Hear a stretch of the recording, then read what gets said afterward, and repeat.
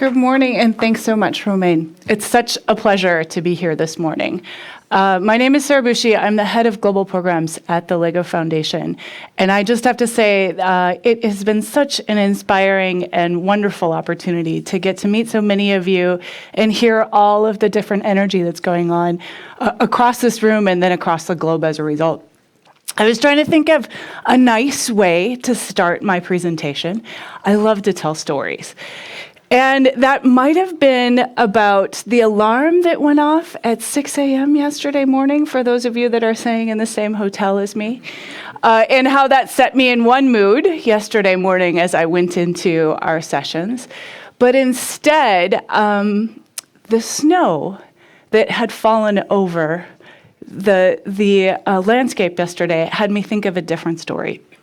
I have a good friend who's a management consultant in the US, and he once told a story that I often repeat now about a really difficult client that he had.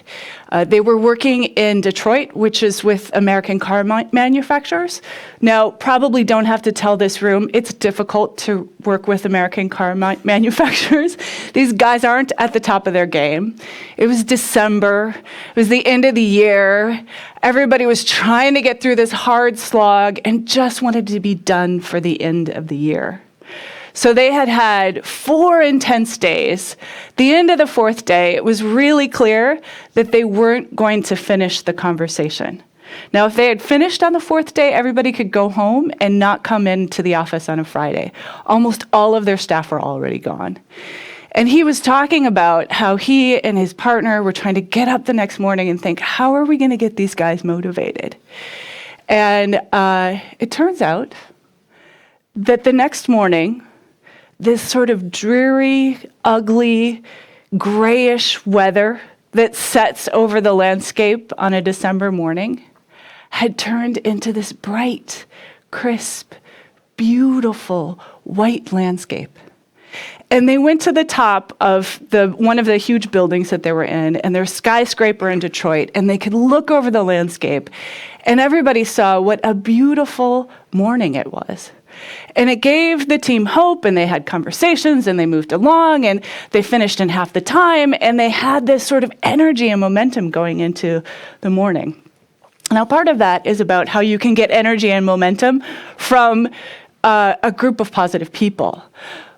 But the difference there is it was just at 0 degrees. Now, what if they would have woken up that morning and the temperature was at 1 degree? It would have been yucky, and it's that snowing, sleeting rain, and you would have had backed up traffic, and people would have come in late, and they would have been in a bad mood. But it wasn't, because of 1 degree.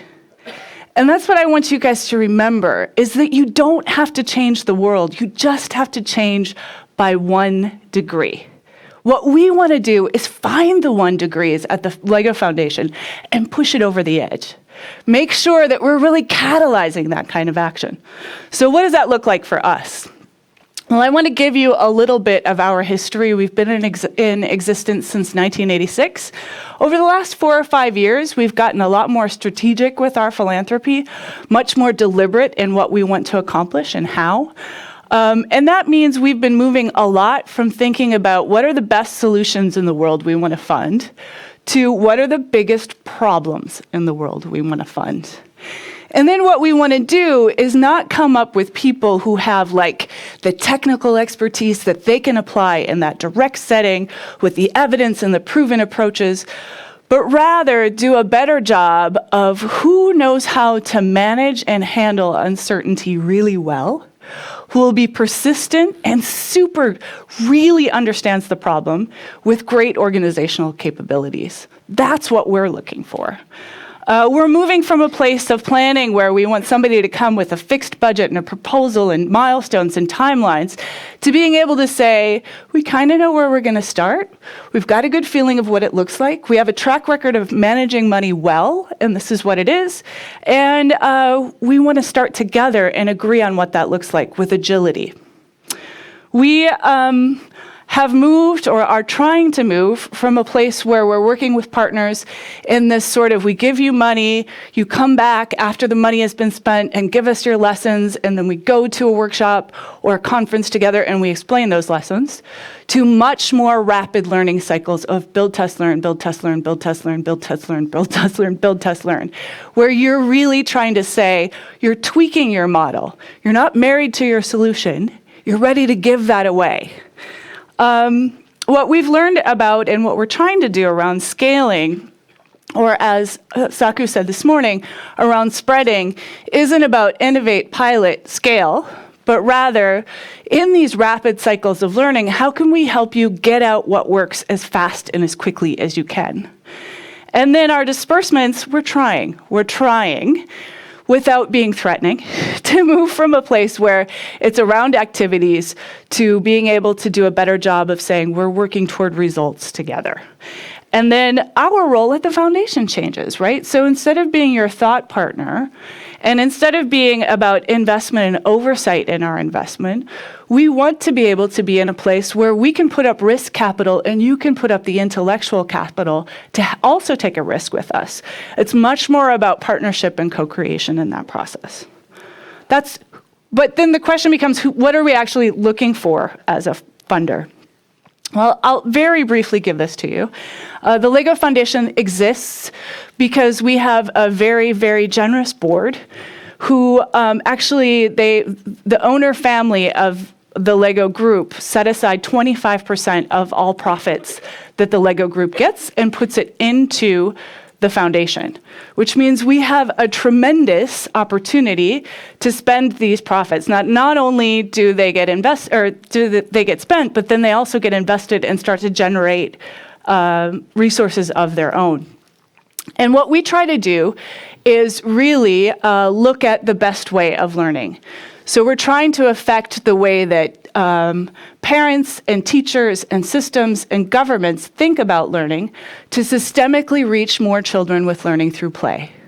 We believe that hands-on, minds-on learning is the best way for children to be able to explore and gain the kinds of skills that they need to be successful, not only in the future, but today. We see and seek significant, lasting, and sustainable change. I'll talk about that a little bit more in a moment. And what we're trying to do with our programs and through our initiatives are to build really solid models and interventions, create evidence around them, and get more buy-in, which allows us to keep spreading those great models and build the evidence and keep moving in that cycle. Right now, we have focus geographies and amplification and tipping points, and I'll also talk about them in a little bit more depth. So first, what do we look for? It's probably obvious, but sometimes you'd be surprised. We look for partners who share our values and goals. Our goal is systemically reaching children with learning through play. If that is not your goal, then you should not be pursuing the LEGO Foundation as a partner. Learning through play is terribly important to us. We believe in it deeply. We've researched it for decades. We have a definition of what we mean by it. We want the world to embrace it, and we want to bring a movement of people along with us. We want to join that movement. That is what we do. And we want to do it in a way that brings about impact that is significant, and by that I mean that really makes a change in people's lives, that changes knowledge and attitudes and behaviors, that is lasting, so it endures, it's a durable solution, that endures not only the solution itself, but the impact, and that it's sustainable, so that long beyond when the LEGO Foundation catalyzes that 1% change, somebody else, something else, somewhere else will continue the activities that we're looking for. If you are not also bought into all of those things, the LEGO Foundation is not a good partner for you.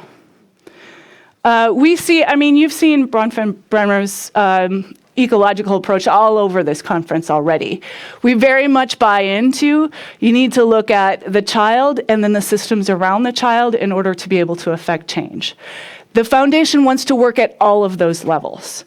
So being effective means we need partners who can spread to different parts of the system and who can partner with others effectively so that we're working on the system together. That's sticky, hard, difficult stuff. We know and recognize that, and it's something we're working toward. We have a focus on geography, so we have focus geographies, a number of places where we have deep impact, where we're seeking to change everything in the system. And then we have global programs, which is the part of the foundation that I run, that try to look at specific problems and then look for global insights that can change those specific problems, remove barriers, overcome obstacles. And we do that through countries and systems that are at a tipping point for change, where we can really catalyze getting over the edge, or that have innovations or interventions that we can quickly amplify for success. Let me tell you about some examples of what that looks like. So here is an example of what we're trying to do in South Africa. This is a deep dive geography. We're in all parts of the system. And what we've been doing is saying we want to invest over the long term. And to begin with this, we're thinking about partnering with a lot of different people and organizations and governments. We want to find and source the red line, this buy-in of modeling and evidence. We want to really think about what are the different ways that we can try to approach a problem. And as we start to get more insights there, our work then shifts to being much more about scaling things and systemization and sustainability, where we're looking at partners who can carry us into the future. We're not looking at so many innovations and new things, but rather incorporating new things into the partnerships that we're moving on. And then we move into maintenance. This is the way we work in some places. Right now, in a place like South Africa, we have a deep focus on the government and the government ability to pick up the kinds of things that we think makes change happen. We also work through, as I was talking about before, this idea of tipping points, countries that have a really ripe landscape for innovation, a great buy-in at the highest levels for trying to incorporate learning through play in their system. This is an example from Ukraine, where a holistic play journey, it's actually in their policy statements. And they've come to us and they said, we believe what you believe and we want you to help us. And we say, we believe what you believe and we want to help you. We want you to help us. So together we're working in Ukraine on teacher training, on teaching and learning materials, on thinking more deeply about how every school in the Ukraine can look differently. And that gives us this sort of countrywide, but at a systems tipping point where we're really looking at large numbers of children. Then the final one that I want to talk about is IO2, and this is much more about the kind of amplification approach, and probably more like a lot of what you are doing in this room. IO2 is a Colombian organization who has worked in early childhood for a decade. And they started as a social entrepreneur. They started running centers themselves. They use a Reggio Emilia-inspired approach, which is learning through play at its core, at its heart. Beautiful things, invitations for learning for these children happen all over the classroom. We saw this, we loved it, and we said, we want you to do it, and we want you to do more of it, but you can't do it in the same way. You're only going to reach 6,000 kids. So how can we help you move from the 6,000 kids to the 60,000 kids? And now they've started a network where they're supporting a network of other providers to pick up their own approach. And excitingly, I was just with the president of Colombia 3 weeks ago, and they said, we want you to take this to 700,000 kids. That's the amplification kind of technique that we want to get to in the second piece. Those really quickly are the ways that the LEGO Foundation is approaching the work that we do. I want to say thank you. And then I've got 59 seconds left. And in that, I just want to reflect on something that I heard and saw yesterday. I think that as all of you think about how do you approach donors like me or think about philanthropy, get really sharp on what your value add is. Do you want to scale your approach because you have a package that you know is tested and you really want that thing you do to be everywhere? Or do you have an approach that you think is great and you want people to be inspired by it and pick up parts of it and be able to refer back to it? It sounds like a lot of people are fine with inspiring others. If what you want to do is inspiring others, then figure out how you can be loose in the way that you do that and spread quickly. If you think that what you want to do is show that when you put this whole package together and give that consistently, you have a high level of quality, that changes the way that you work. So we can explore that a little bit more in the panel, but I think it's really important to understand better when you come and talk to me, what are you asking for? So I'll turn it over.